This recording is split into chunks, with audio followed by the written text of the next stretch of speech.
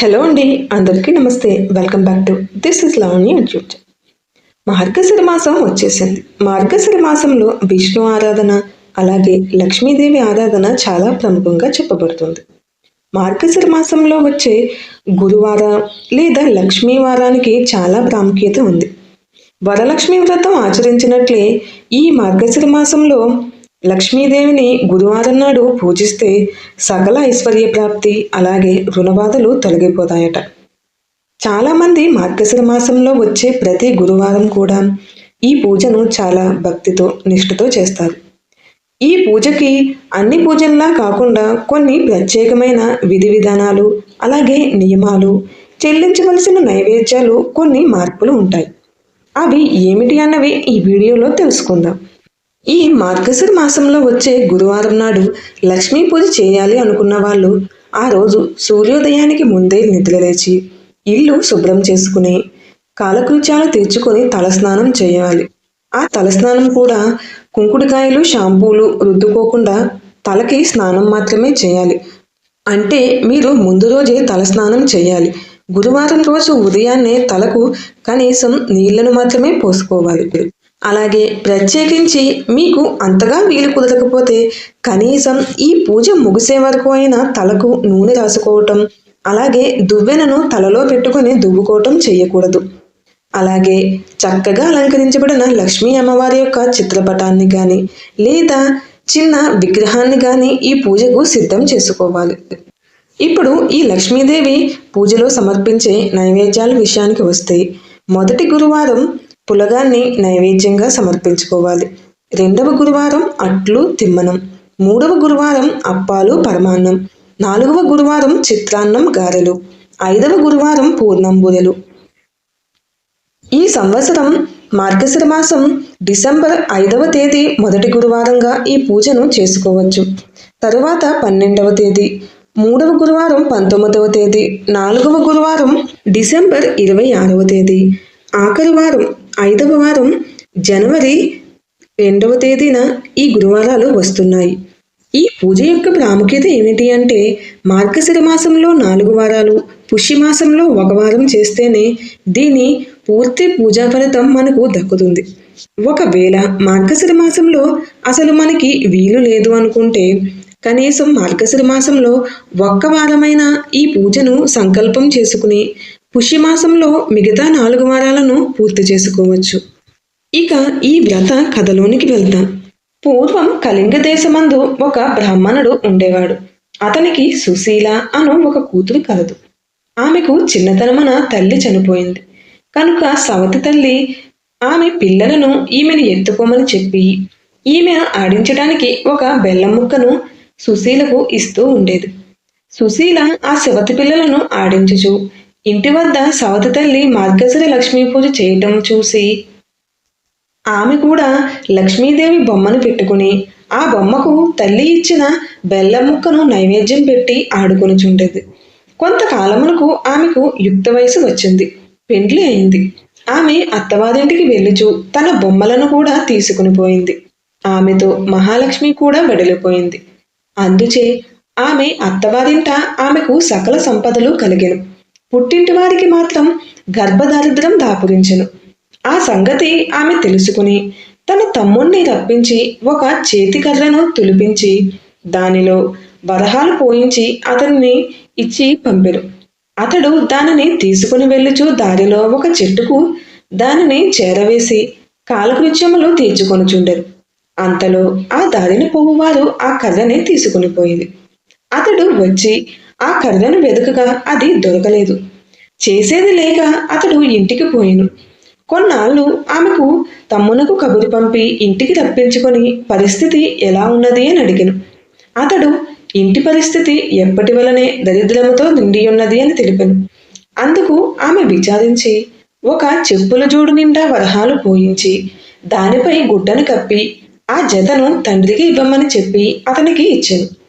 అతడు దానిని తీసుకుని పోవుచుండగా దారిలో దాహం వేసింది. అందుకని వాటిని ఒక చెరువు గట్టును పెట్టి నీరు త్రాగుచుండెను. ఇంతలో ఒక కుక్క వచ్చి ఆ జోళ్లను పసిగట్టి వాటిని నోట కరుచుకుని పోయింది. అతడు గట్టు మీదకి వచ్చి చూసేసరికి చెప్పులు లేవు. వెతికి వెతికి అవి దొరకనందున విసిగిపోయి ఇంటికి వెళ్ళిపోయాడు. మరికొన్నాళ్లకు ఆమె తన తమ్ముణ్ణి మరలా రప్పించి పరిస్థితి ఎట్లా ఉన్నది అని అడిగింది. అతడు జోళ్లు పోయిన సంగతి చెప్పినచో అక్క కోపగించుకుంటునని భయపడి ఆ సంగతి చెప్పకుండా పరిస్థితి ఎప్పటి వలనే ఉన్నది, ఏమీ మార్పు లేదు అనెను. అది విని ఆమె ఒక గుమ్మడికాయని తులిపించి దాని నిండా వరహాలు పోసి తమ్ముడికి ఇచ్చెను. దానిని తీసుకుని వచ్చినప్పుడు అతడొక చెరువు గట్టు మీదకి వచ్చెను.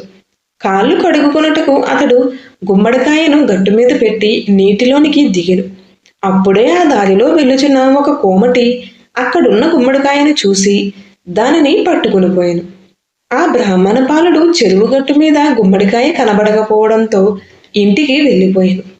కొంతకాలమునకు ఆమె పుట్టింటి సంగతులు తెలుసుకున్నటకు వెళ్ళి ఈ మార్గశిర లక్ష్మీ వ్రతము పట్టించినచో దరిద్రము తీరును అని తలచి తల్లిదండ్రులను తన ఇంటికి తీసుకుని వెళ్ళెను.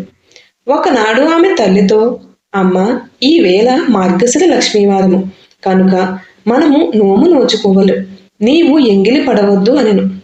ఆమె అలాగే అని చెప్పి పిల్లలకు చద్దిపెట్టుచు అలవాటు ప్రకారం ఒక ముద్ద నోట్లో వేసుకుంది. అంతటా కుమార్తె వచ్చి నోము నోచుటకు స్నానం చేయుము అని పిలిచెను.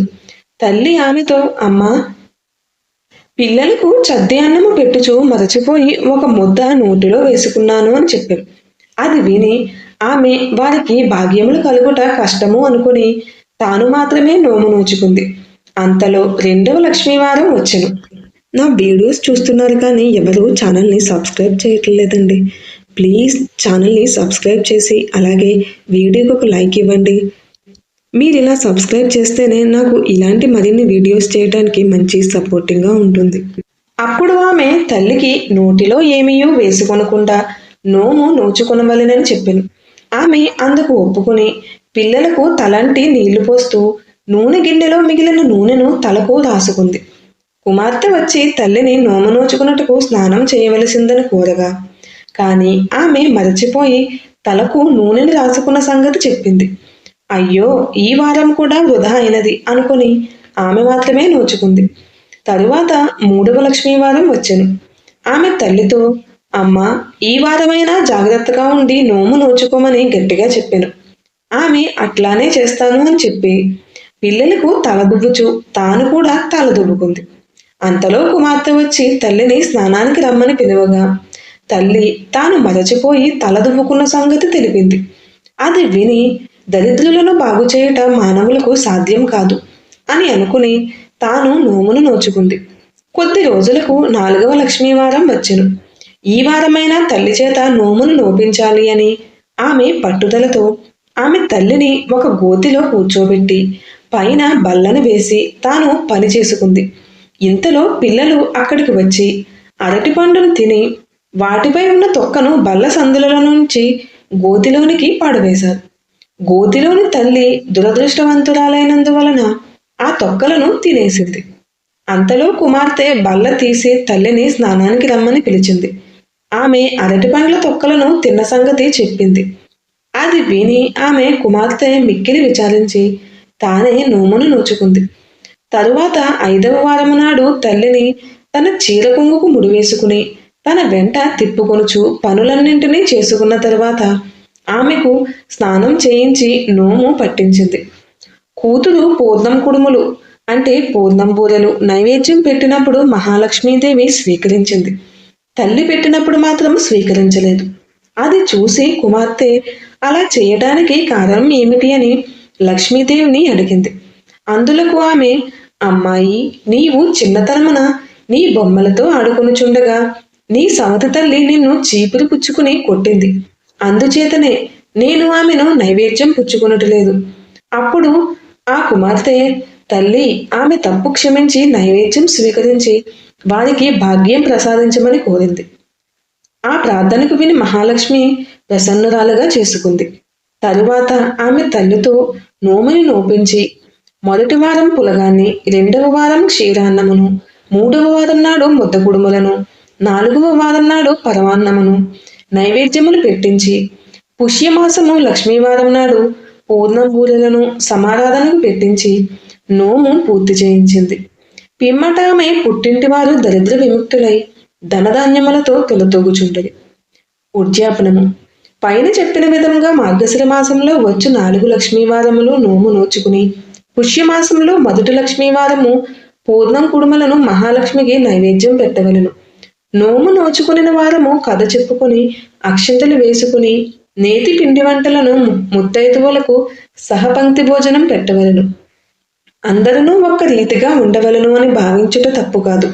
కానీ ఎవరు చేసిన పనులకు తగిన ఫలితమును తప్పగా అనుభవించాలి.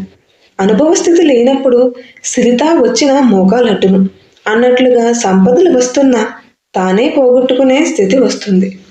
మార్గశిర లక్ష్మీవారపు నోము కథ సమాప్తం. ఈ వీడియో ఎలా ఉంది? వీడియోకి తప్పనిసరిగా లైక్ ఇస్తారు కదా, అలాగే ఛానల్ని సబ్స్క్రైబ్ చేస్తారనే కోరుకుంటున్నాను. మరిన్ని ఇలాంటి వీడియోస్ కోసం నా ఛానల్ని చూస్తూనే ఉండండి. Thanks for watching.